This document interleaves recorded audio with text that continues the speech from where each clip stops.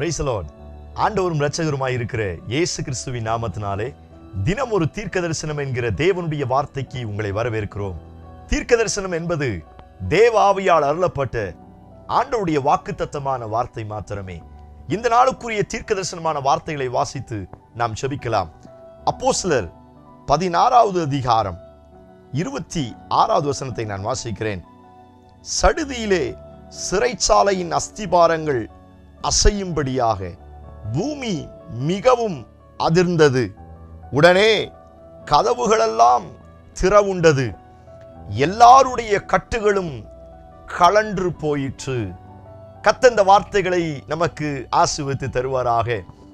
இந்த நாளுக்கு தேவன் கொடுக்கிற தீர்க்க தரிசனமான வார்த்தை, எல்லாருடைய கட்டுகளும் கழண்டு போயிற்று என்று ஆண்டவர் வாக்குத்தத்தம் பண்ணுகிறார். இந்த சத்தத்தை கேட்கிற நீங்கள் எப்படிப்பட்ட சூழ்நிலையில் இந்த ஆண்டவருடைய வார்த்தையை நீங்கள் கேட்டுக்கொண்டிருந்தாலும், உங்களுக்கு நேரே, உங்களுடைய குடும்பத்திற்கு நேரே தேவன் தம்முடைய வார்த்தையாகிய வசனத்தை அனுப்புகிறார். எல்லாருடைய கட்டுகளை நான் இன்றைக்கு கலண்டு போகச் செய்வேன் என்று ஆண்டவர் வாக்குத்தத்தம் பண்ணுகிறார். நாம் வாசித்த இந்த வேத வசனத்தில் அப்போஸ்தலனாகிய பவுலும் சீலாவும் சிறைச்சாலையில் அடைக்கப்பட்டு இருக்கிற டைம்ல அவர்கள் தேவனை நோக்கி துதித்து ஜெபித்து பாட ஆரம்பித்தார்கள். அவர்கள் பாடி துதிக்கு கர்த்தரை மகிமைப்படுத்த சடுதியிலே தேவன் தம்முடைய வல்லமையோடு அங்கு இறங்கி வந்தார். எல்லா கதவுகளும் திறந்தது, எல்லாருடைய கட்டுகளும் கலண்டு போயிற்று என்று ஆண்டவர் எழுதி வைத்திருக்கிறார்.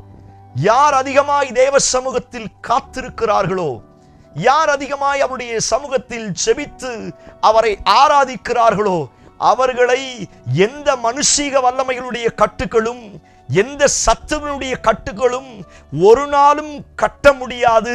காரணம், என்னுடைய துதிக்கு இருக்கிற வல்லமை, என்னுடைய ஜெபத்திற்கு இருக்கிற வல்லமையினாலே எல்லா கட்டுகளை என் இயேசு உடைத்து போட வல்லமை உள்ளவராய் இருக்கிறார். அநேக காரியங்களினால் கட்டப்பட்ட நிலைமையில் இந்த சத்தத்தை கேட்டுக்கொண்டிருக்கிறீர்களா? ஆண்டவர் சொல்லுகிற வார்த்தை, துதிக்க ஆரம்பியுங்கள், ஜெபிக்க ஆரம்பியுங்கள். நீங்கள் உங்கள் வீடுகளில் ஜெபித்து துதித்து கர்த்தருடைய நாமத்தை மகிமைப்படுத்த ஸ்தோத்திரம். எல்லாருடைய கட்டுகளை என் இயேசு கலண்டு போகச் செய்ய அவர் வல்லமையுள்ளவராய் இருக்கிறார். வேதத்தில் நாம் அடிக்கடி வாசிக்கிற வார்த்தை, கட்டுண்டவர்களை விடுதலையாக்கவும் என்கிற ஒரு வார்த்தை. நீங்களும் நானும் ஆராதிக்கிற நம்முடைய ஆண்டவராகிய இயேசு கிறிஸ்து இந்த பூமிக்கு வந்ததனுடைய பிரதானமான நோக்கமே கட்டப்பட்டவர்களை விடுதலையாக்கும்படியாக. எஸ் லார்ட், பரிசுத்த ஆவியானவர் என்மேல் இருக்கிறார், கட்டுண்டவர்களை விடுதலையாக்கவும் என்று ஏசாயா தீர்க்கதரிசியினால் சொல்லப்பட்ட வார்த்தையின் நிறைவேறுதலின் படியாக இயேசு கிறிஸ்து இந்த பூமியில் வந்த அந்த நாட்களில் இருந்து யாரெல்லாம் கட்டப்பட்ட நிலைமையில் இருக்கிறார்களோ, எல்லாருடைய கட்டுகளை இயேசுவானவர் கலரச் செய்தார் என்று நாம் வேதத்தில் வாசிக்க முடியும். வியாதியினால் கட்டப்பட்ட, வருடக்கணக்காய் கட்டப்பட்ட அநேகருடைய வியாதிகளை ஆண்டவர் கட்டவிழ்த்தார் என்று வேதத்தில் வாசிக்க முடியும். இந்த சத்தத்தை கேட்கிற நீங்கள் ஒருவேளை பல வருஷங்களாய், சில மாதங்களாய், தொடர்ந்தேர்ச்சியாய் சில வியாதியினால் கட்டப்பட்ட நிலைமையில் இருக்கிறீர்களா? பாரம்பரியமாய் சில வியாதிகள் எங்களையும் எங்கள் குடும்பத்தையும் கட்டி வைத்திருக்கிறது. நாங்கள் அநேக மருந்து மாத்திரை, அநேக டாக்டரை நாங்கள் பார்க்கிறோம். ஆனாலும் எங்களுக்கு இந்த வியாதியிலிருந்து ஒரு தெளிவான மீட்பு இல்லையே என்கிற ஏக்கத்தோடு, வேதனையோடு இந்த சத்தத்தை கேட்டுக்கொண்டிருக்கிறீர்களா? உங்களை பார்த்துத்தான் ஆண்டவர் சொல்லுகிறார், எல்லாருடைய கட்டுகளையும் நான் இன்றைக்கு கலண்டு போகச் செய்வேன் என்று ஆண்டவர் வாக்குத்தத்தம் பண்ணுகிறார். அந்த வார்த்தை இப்படி சொல்லுகிறேன், உங்கள் வியாதியை காட்டிலும் நீங்கள் பின்பற்றுகிற இயேசுவினுடைய வல்லமை பெரிதாய் இருக்கிறது. நீங்கள் இப்பொழுது அனுபவிக்கிற எல்லா வியாதியிலிருந்து இயேசு உங்களை குணமாக்க அவர் வல்லமை உள்ளவராய் இருக்கிறார்.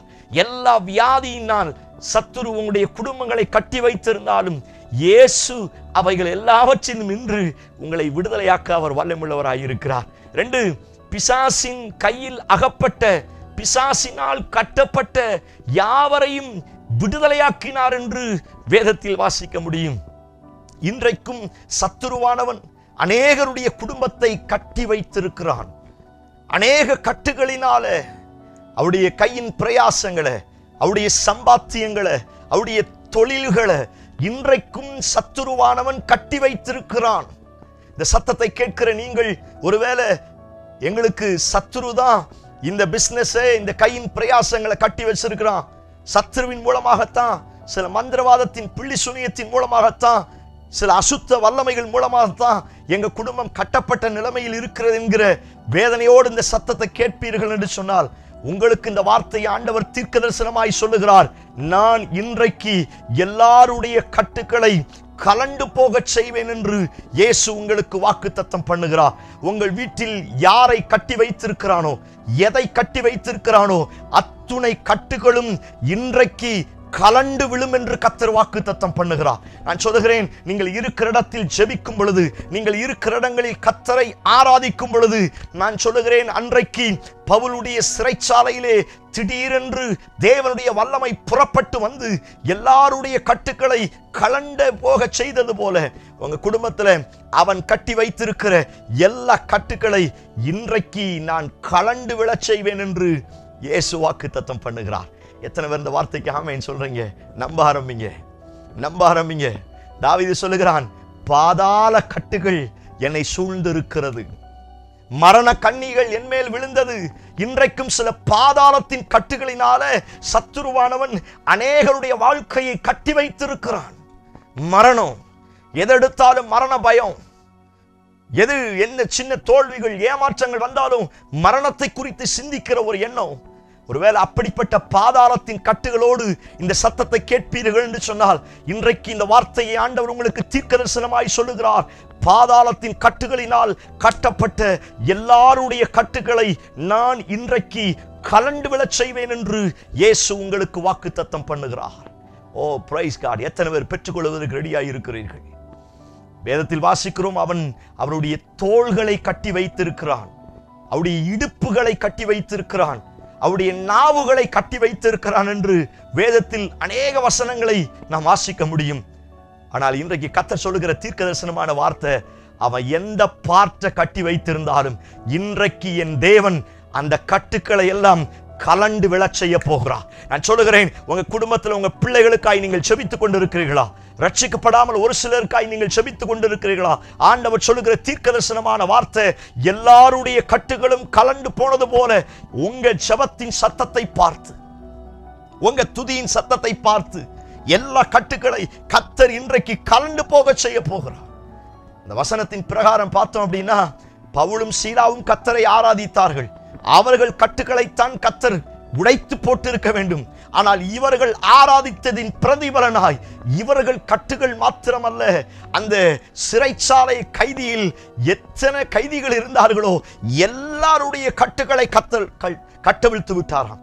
பிரியமான தேவனுடைய பிள்ளைகளே, ஒருவேளை உங்க குடும்பத்தில் நீங்க மாத்திரம் ரட்சிக்கப்பட்டு இருக்கலாம், நீங்க மாத்திரம் ஆவிக்குரிய நிலைமையில முன்னேறின நிலைமையில் இருக்கலாம். ஒருவேளை உங்க கணவரோ மனைவியோ உங்களுடைய உறவினர்களோ உங்களுடைய பிள்ளைகளோ இன்னைக்கும் உலகத்தினால, பாதாளத்தின் கட்டுகளினால, வியாதிகளினால, சத்துருவின் கையினால் வந்த கட்டுகளினால ஒருவேளை கட்டப்பட்ட நிலைமையில் இருந்தால், இன்றைக்கு நீங்கள் செபிக்க ஆரம்பியுங்கள், இன்றைக்கு நீங்கள் கர்த்தரை துதிக்க ஆரம்பியுங்கள். நான் சொல்லுகிறேன், உங்கள் துதியின் வைத்து, உங்கள் செபத்தை வைத்து உங்க குடும்பத்தில் கட்டப்பட்ட எல்லாருடைய கட்டுக்களை இயேசு இன்றைக்கு கலண்டு விழச் செய்ய போகிறார்.